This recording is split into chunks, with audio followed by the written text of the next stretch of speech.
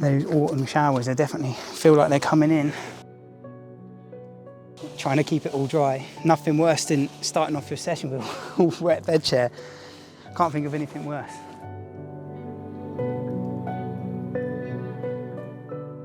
Not going to lie to you, Bill, but you've been in your swim a good 5 minutes. You've not even got a kettle on yet. Now I've got to get everything sorted first, isn't it? Kettle comes second. Cameraman comes last, mate. Carp come first. We've had a pretty dry summer coming into this autumn period. I just don't know what it's going to be like, so have a little flick around first, and then we'll see what's going on.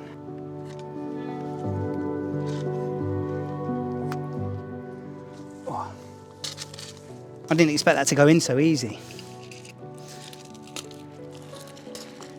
I suppose over the years I've built up a method which I think works quite well, but I tend to just let the fish tell me what to do, really. They love a show on here, although not much has been showing since we've been here. They will start showing later, so I'm just having a bit of a flick around just to see what's out there. Just so I'm going to put solids on their heads, basically. You know, they're pellet-reared fish, and they tend to love it. Mixer got a few liquids and a few extra additives to put in there to try and draw them down, but predominantly solid bags with boilie over the top.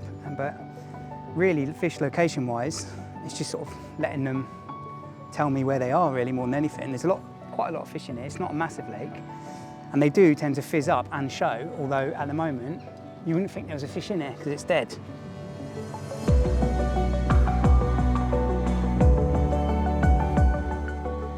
It's real glassy, and you can just feel some little taps, so I imagine it's not, I wouldn't say it's a gravel area, but it's definitely cleaner. Oh. Yeah, clear. Oh, nice to see. What does one do when it's clean and clear on every spot? What do you look for?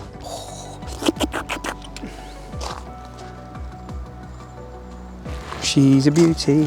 Get a couple of bags out there, a bit of boilie over the top, get them going.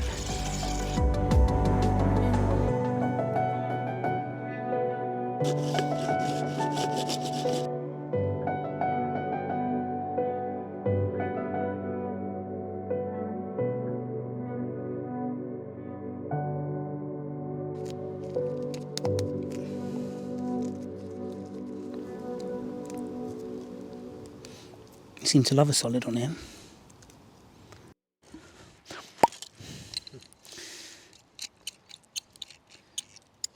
Get him on there. Bill's own sound effects. That's it. That's when you know it's right. Did not expect it to go in that much. It's a bit wobbly. It's not ideal, but we'll deal with it.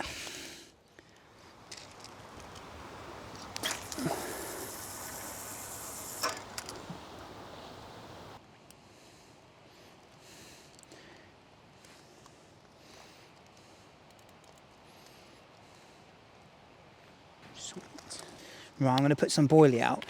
I've got my favourite Triple X in here, and I've been soaking in. I put some feed stim, some bloodworm compound in there. About 24 hours it's been soaking overnight, and yeah, hopefully help draw the fish down, get them grubbing. Hopefully we can catch one of these Lindbrook scaly bangers.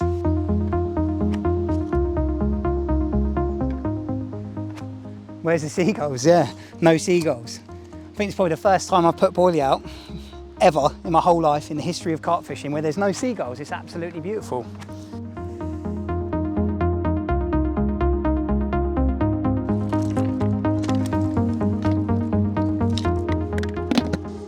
You've got the little pellets in there, but you've also got crushed pellets.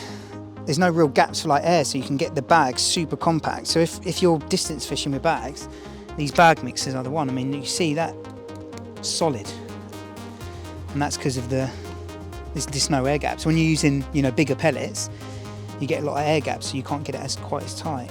Just going to neaten this up. It's a little wafter, waiting to be nailed. She is. Perfection.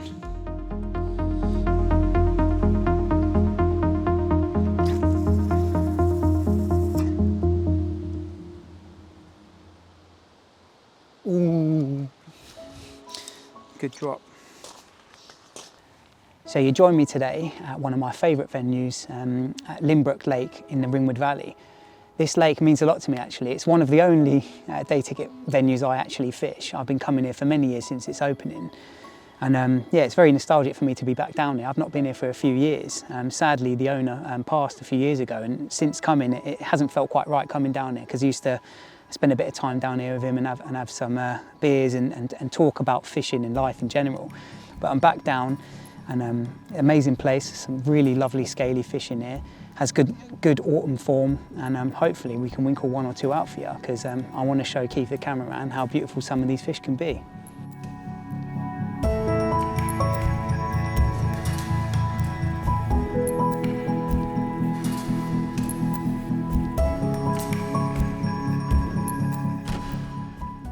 September has to be my favourite time to be on the bank. The weather is getting cooler, the fish are looking to feed up before the winter, and you can just tell like autumn is coming. You know, the leaves are starting to brown, things are falling. I suppose for me it's a time where I really start to focus on trying to catch the big fish. Yeah. Oh, I saw a fish show. So I'm definitely in good spirits. I've just come back, literally 3-4 days ago, come back from a great session on my syndicate. I did 6 fish, and to be fair, the fish acting a little bit different. I feel like the fish were almost a month ahead of time almost. Lots of fizzing, we had lots of mist. It really felt like autumn, and obviously we're only just in the beginning of September. A couple of 40s I had, a scaly 30, some backup 20s and a stocky, so amazing session. Literally 3 have just stuck their head out. A bit of fizzing's come up as well, so I'm going to bang this out in the general area. And yeah, hopefully they'll start to show us exactly where they are.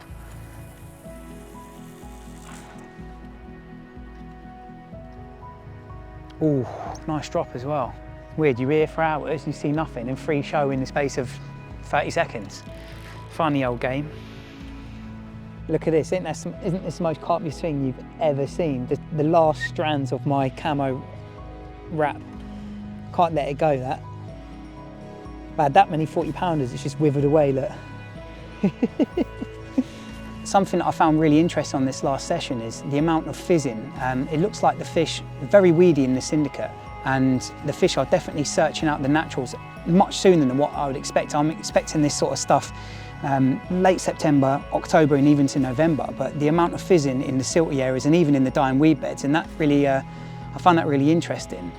On that last session, I incorporated a lot of naturals into my mix, and I thought it was a little bit early, a bit risky with the amount of silvers and small fish that could be around, but it paid off, and I'm going to try and use some on this session and hopefully get some good results. So I'm going to keep this one as a bit of a roving rod, and through the night, whenever they're showing, if they're different to the main sort of little baited area, which it has started to slick up out there, I will be whacking it on their head all night, trying to catch as many as I can. Or at least catch my first one.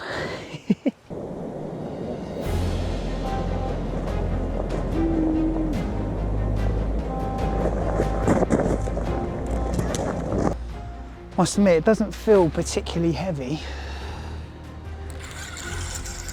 It's coming down to this left-hand side.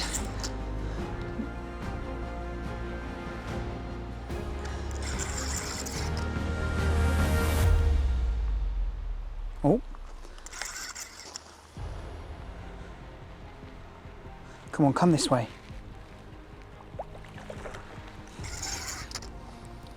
Not ideal. No.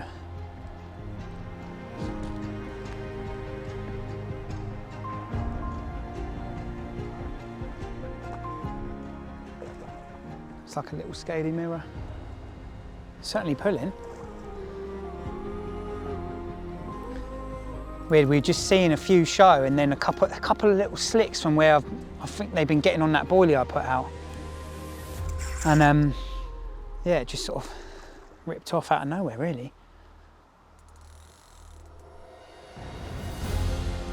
Angry carp. No, don't be a dick. Oh no.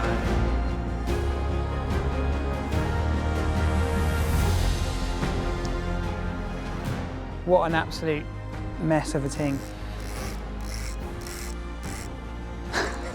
For God's sake. Right, I'm getting down here. Oh, I've cocked this up mega. In she goes, but look at the state of that. I only managed to take out both my other rods. Some of them are quite dark in here. But scaly one. First one of the session.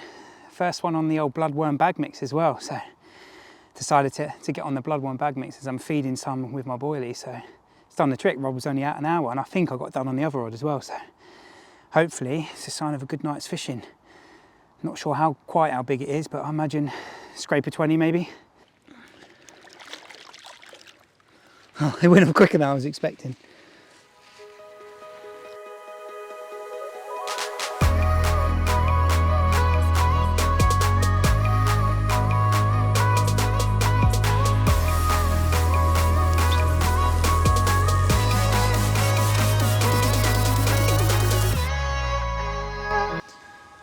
Well, good way to start the morning with a cup of tea, a victory cup of tea, because I've just had a double take. Nice scaly 20 and a 28.5 mirror, 5 through the night.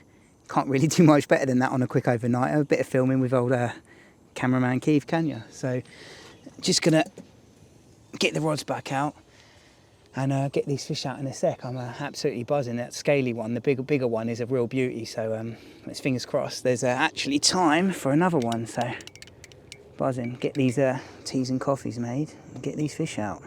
Results.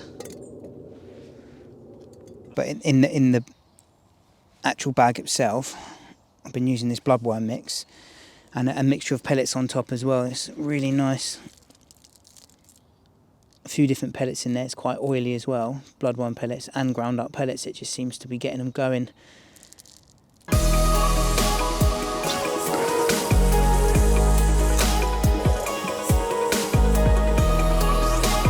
Lovely drop.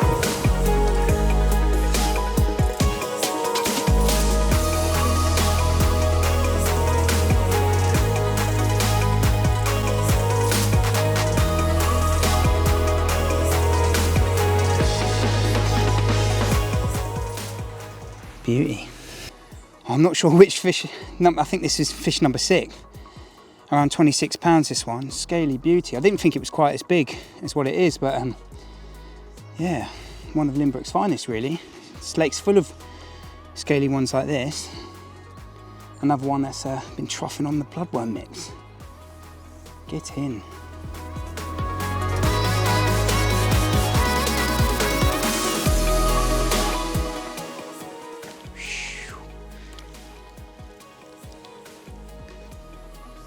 For a day ticket, like unbelievable. Off she goes.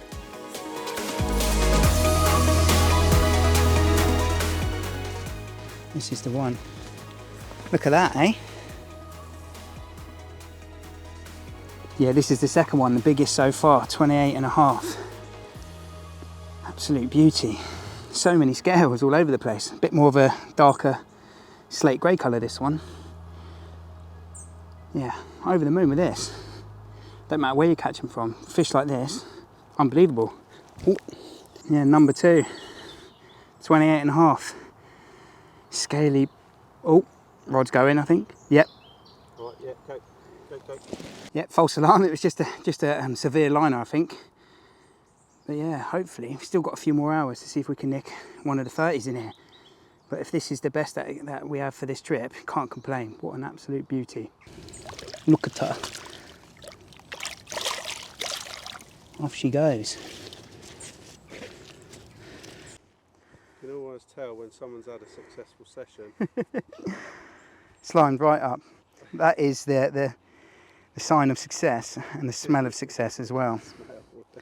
Yeah, that's it. As I've mentioned, it feels very much like autumn, so I've started adding some Bloodworm products into my mix. And I just want to showcase this little bad boy. This is the Bloodworm bag mix pack. And now coming in a kilo rather than 2 kilos, which for me is a real plus because I like things really compact. And I'll just talk you through the mix and what you get in there. In the bucket itself, little tub of wafters, 100 ml of the compound liquid, and then this beautiful oily bloodworm bag mix, loads of different pellets and crushed pellets, and it's obviously done me 7 bites, so I can't complain.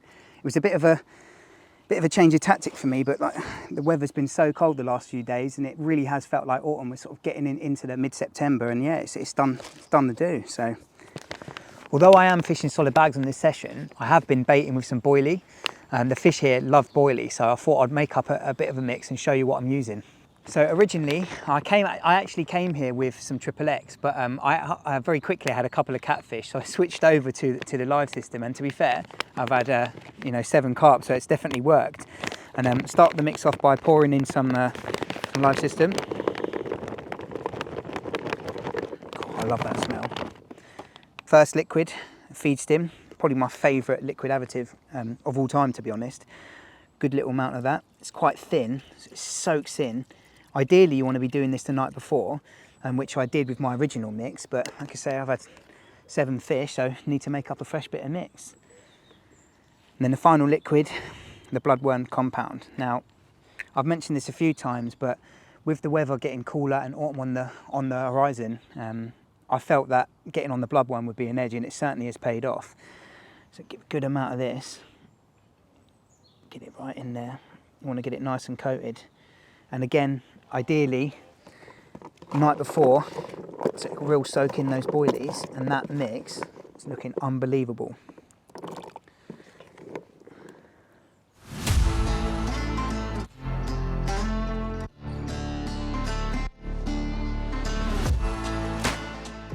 Well, unfortunately, the game is over.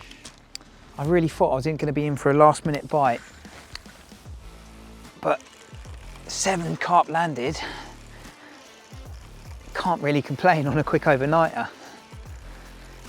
Yeah, it's been a good old session really. It's been nice to come back down here. Old stomping ground of mine. This lake means quite a lot to me, to be fair, so yeah, it's been nice. Caught a couple of scaly ones tonight, so can't complain with that.